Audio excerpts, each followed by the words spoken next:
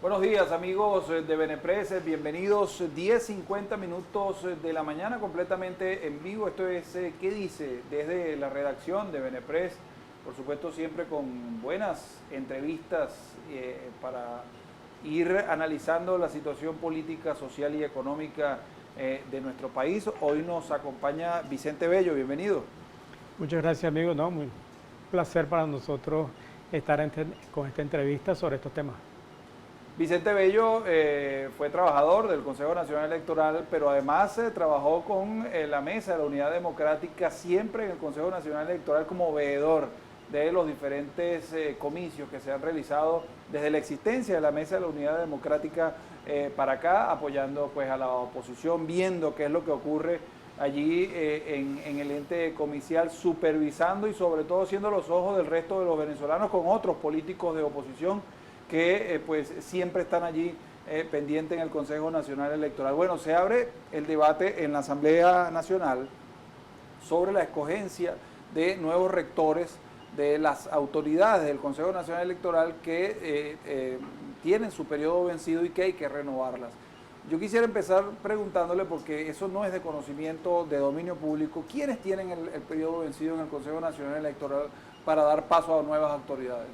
Sí, formalmente, ¿qué es lo que tenemos? Tenemos 5 rectores del Consejo Nacional Electoral en la actualidad que fueron designados por el Tribunal Supremo de Justicia en un borde legal. Si corresponde a la Asamblea Nacional, de acuerdo a lo que está establecido en la Constitución Nacional, designar el Consejo Nacional Electoral y, digamos, el Gobierno Nacional, el Ejecutivo Nacional, ha utilizado al Tribunal Supremo de Justicia como un instrumento para presionar y hacer designaciones al borde de la legalidad en todo este proceso político de todos los poderes públicos. O sea, los 5 tienen el periodo vencido. No. Formalmente, en este momento, existen 3 rectores designados por proposiciones de la sociedad civil, como corresponde en la ley, que son Tibisay Lucena, Sandra Ublitas y Luis Emilio Rondón, que tienen su periodo, están vigentes desde el punto de vista de sus periodos. Ellos 3 les correspondería estar hasta el 2021. Y 2 rectoras, Socorro Hernández, que se incorporó postulada por las universidades nacionales, y Tania D'Amelio, que fue postulada por el Poder Moral, Poder Ciudadano. Ambas tienen el periodo vencido porque, de acuerdo a la Constitución, esos rectores tienen periodos distintos, todos ellos. Entonces, estos 2 ya se les venció su periodo en el año 2014, cuando tenían su periodo vencido en el año 2014, cuando fueron designados por el Tribunal Supremo de Justicia. O sea, que corresponde nombrar 2 rectores. Formalmente sí. Correspondería designar 2 para completar toda esta situación. Sin embargo, todos los rectores del Consejo Nacional Electoral, pero por las experiencias, por las malas experiencias también sufridas, vividas en los últimos procesos electorales, por toda la situación que ha ocurrido en esos procesos electorales,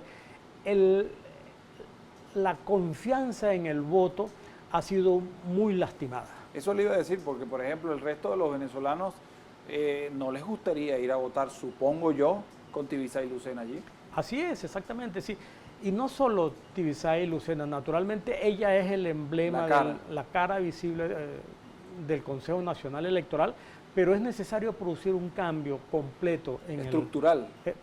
Sí, no totalmente, pero sí comenzar por lo menos, porque eso es un proceso que naturalmente va a llevar tiempo, y ahí hay personal, muchos venezolanos con capacidad, con experiencia técnica, y que han desarrollado carrera y labor dentro del Consejo Nacional Electoral, y sobre todo el equipo técnico, que es demasiado importante. Claro, pero mucho de ese equipo técnico y personal del que usted habla, esencial ahí en el CNE, tal vez se ha prestado para manipular. Algunos seguramente, otros que por razones profesionales de esta situación que estamos viviendo en el país actualmente, profesionales universitarios del área de informática muy capacitados técnicamente, pues han migrado. En todo caso, digamos, ahí es necesario producir una reestructuración, pero que llevará tiempo. En todo caso, nosotros consideramos que, además de los rectores, de los 5 rectores, sus suplentes y algunos cargos emblemáticos muy clave tendrían que ser cambiados. Y para eso, entonces, la ley establece, la Constitución establece la designación de un comité de postulaciones que va a estar integrado, de acuerdo con lo establecido en la Constitución, por 11 diputados y 10 representantes de la sociedad civil, para completar un comité de 21 personas que se van a encargar entonces de analizar los currículums de todos los postulados y de allí escoger unas ternas y presentarlas a la Asamblea Nacional para que sea la Asamblea Nacional entonces con 2/3 quienes designen el nuevo Consejo Nacional Electoral. ¿Cuál es el perfil ideal para un rector? Porque hemos visto, por allí ha pasado Carrasquero, Jorge Rodríguez y Tibisay Lucena en este último tiempo, y la verdad es que eso no nos generó ningún tipo de confianza nunca. Así es.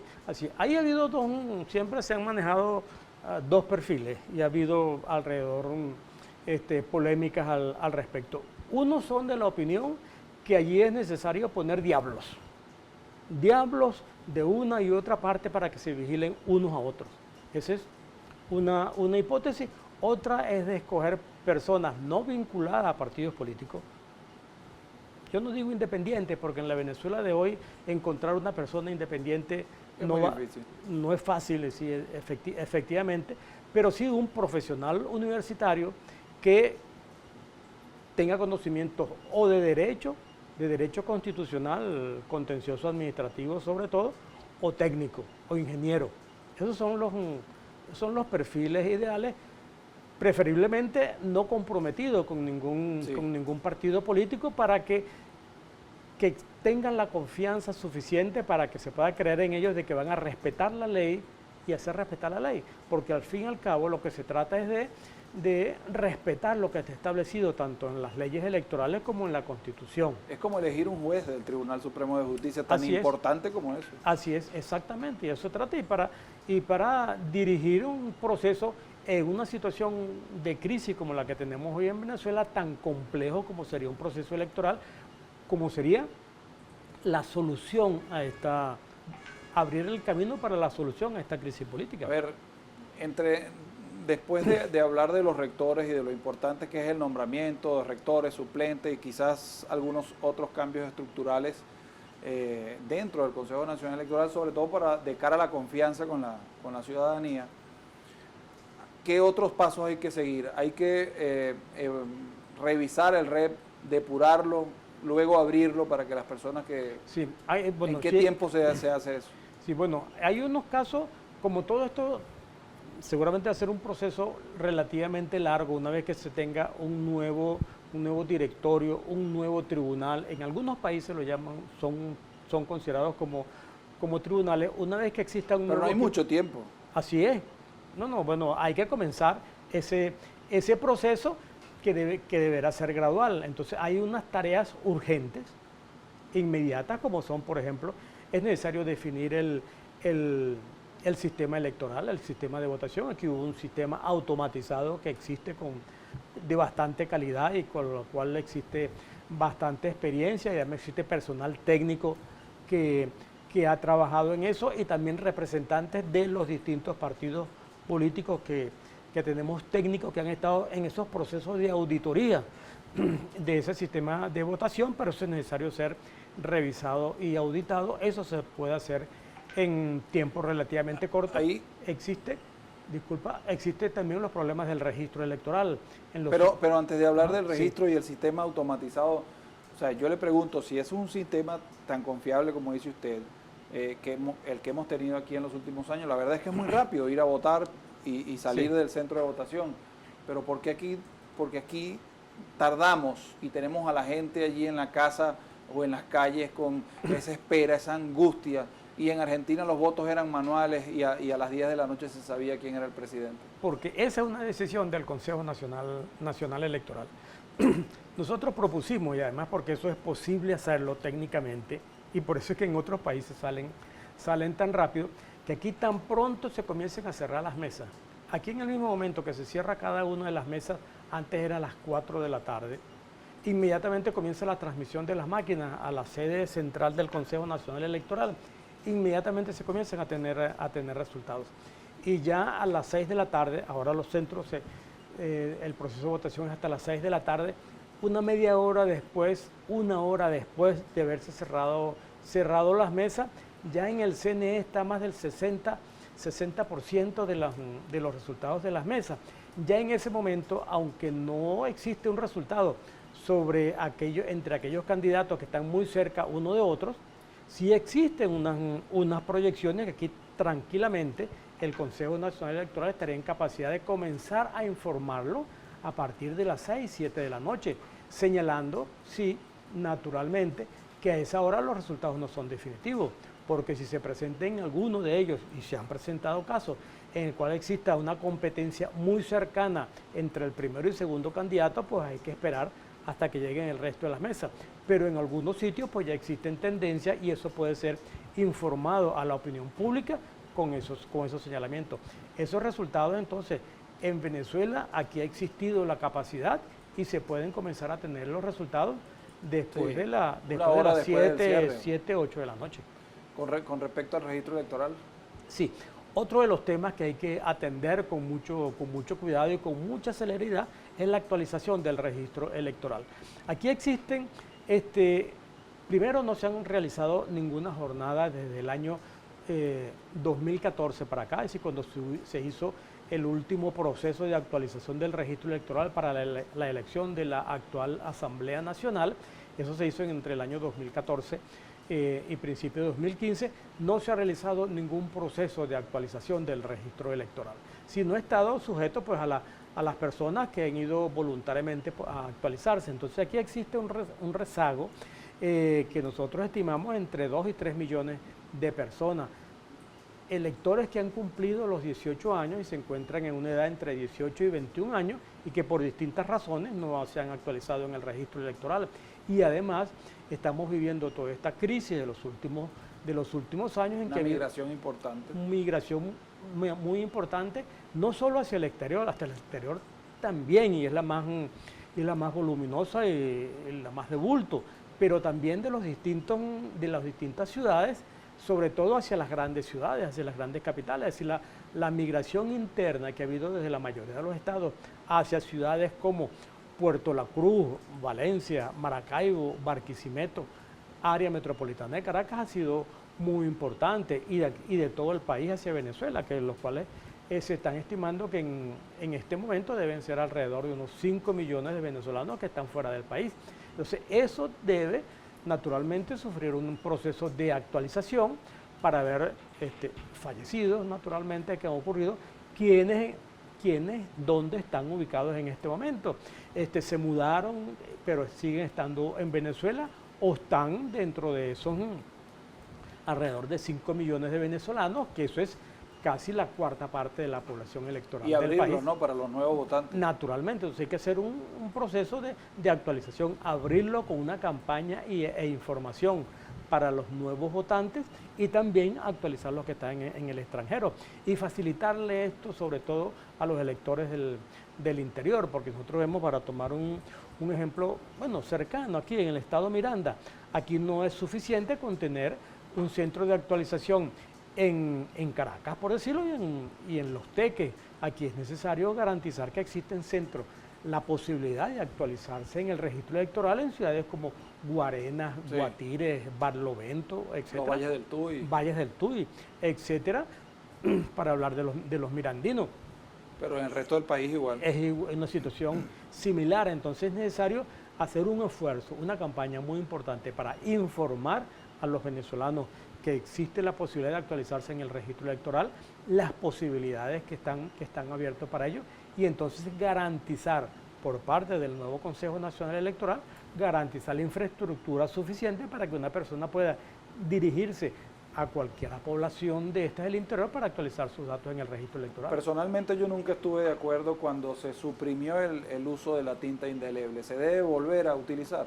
Sí. Parece un método muy rudimentario, pero yo creo que es importante porque un dedo marcado significa una persona que votó. Sí, eso además también porque es un tema cultural en Venezuela de que se les marca un dedo, el dedo meñique a los electores cuando han ejercido su derecho al voto, aunque existe un control por parte de un sistema biométrico, pero ahí existe un problema legal de uso de las tecnologías. El control biométrico con la huella dactilar es muy eficiente técnicamente, pero ¿cómo te vas a colocar tú entonces en la situación de que una persona vaya a votar y un aparatico no le reconozca su huella dactilar? Entonces un miembro de mesa va entonces a decirle, mire, usted no puede votar. Ese es un problema. Entonces hay que utilizar una combinación de los dos, es tener el control biométrico y la tinta indeleble, que yo creo que debe actualizarse y montarse, porque además ese es un método eficiente para el control de la votación, además de todos los otros de todos los elementos que están en el ambiente electoral, que es el respeto al secreto del voto, que no exista propaganda dentro del centro de votación, que cercano al centro de votación. Cercano al centro de votación, y que no exista intimidación de activistas de partidos políticos sobre los electores que están votando. Para finalizar, después que termine toda esta pesadilla que atraviesa el país, ¿se debe accionar legalmente contra los rectores actuales del Consejo Nacional Electoral? ¿Por qué se lo pregunto? Aquí hubo elecciones de gobernadores y se ganó en el estado Zulia por parte de la oposición, y en el estado Bolívar aparentemente también habría ganado Andrés Velázquez. No hubo nunca una respuesta de parte del Consejo Nacional Electoral de lo que pasó con el gobernador Guanipa en el Zulia, y no presentarse ante la Asamblea Nacional Constituyente, siendo que la Constitución dice que solo debe presentarse ante la Cámara Legislativa de su estado. Y por otra parte, en el estado Bolívar hubo claramente una alteración de los resultados por parte del gobernador actual, Justo Noguera. Entonces, por omisión u otra acción que no se hizo en el CNE, ¿se debe accionar contra los rectores legalmente? Fíjense, aquí tenemos son dos procesos diferentes, ¿no?, de lo que ocurrió. En el estado Bolívar hubo claramente por parte de la Junta Electoral Regional y de la Junta Electoral Nacional, de la Junta Nacional Electoral, del Consejo Nacional Electoral, hubo un forjamiento de 11 actas. De 11 actas que modificaron, fueron forjadas, y eso alteró los resultados de las elecciones de gobernador en ese estado, en el estado Bolívar. Eso, en el mes de octubre se cumplieron 2 años de ese acto. El Consejo Nacional Electoral, los rectores del Consejo Nacional Electoral, la mayoría, la Junta Nacional Electoral, en conocimiento de ese forjamiento, porque eso fue denunciado, no hicieron nada ni se pronunciaron. Pero no solamente el Consejo Nacional Electoral, sino la Sala Electoral del Tribunal Supremo de Justicia tampoco actuó, porque de acuerdo con la ley y con la Constitución, eso fue denunciado ante el Consejo Nacional Electoral y ante el Tribunal Supremo, de la Sala Electoral del TCJ.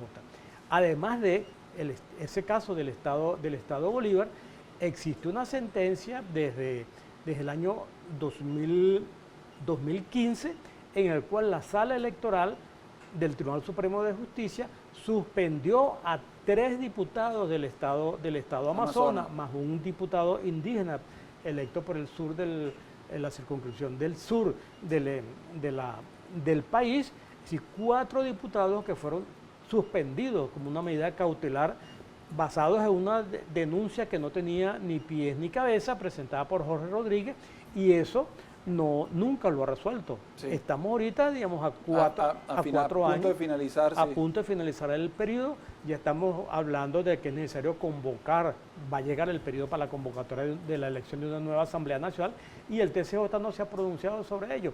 Esos 2 casos son una demostración de que es necesario rescatar la credibilidad en el voto.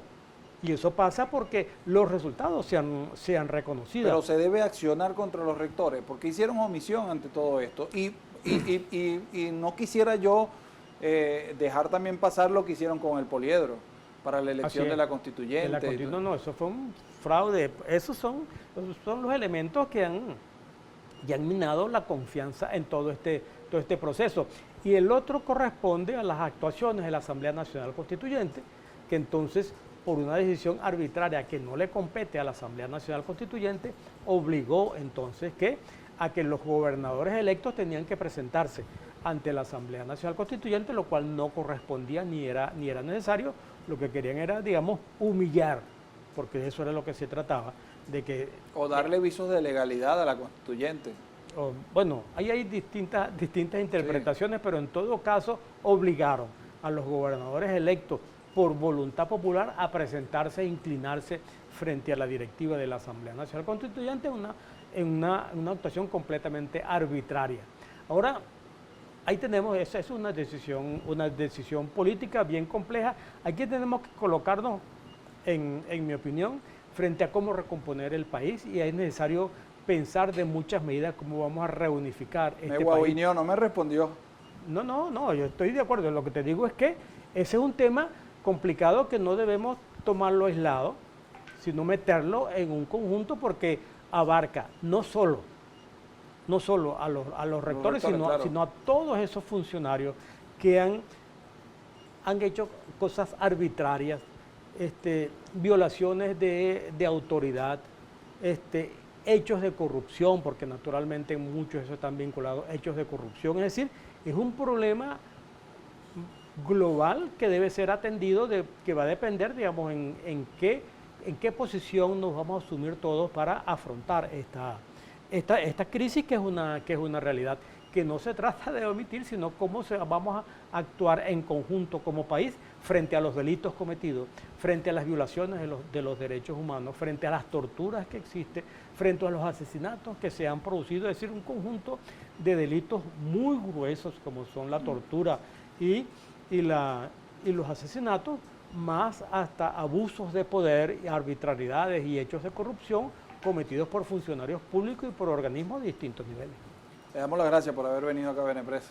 No, muchas gracias a ustedes por esta oportunidad, pues, de hablar de estos temas. Estamos a la orden porque ese es un tema muy importante, que vamos a estar afrontándolo en los próximos días, y va a ser tema del debate. Así es. Bueno, Vicente Bello estuvo acá con nosotros en la redacción de Benepress, por supuesto conversando de todos estos temas electorales, que va a hacer noticias seguramente en los próximos meses acá en Venezuela. De todas, el año que viene hay elecciones parlamentarias. Veremos si antes de eso el país llega a un acuerdo y hay elecciones presidenciales, que es el meollo de todo este asunto. Amigos, será hasta entonces.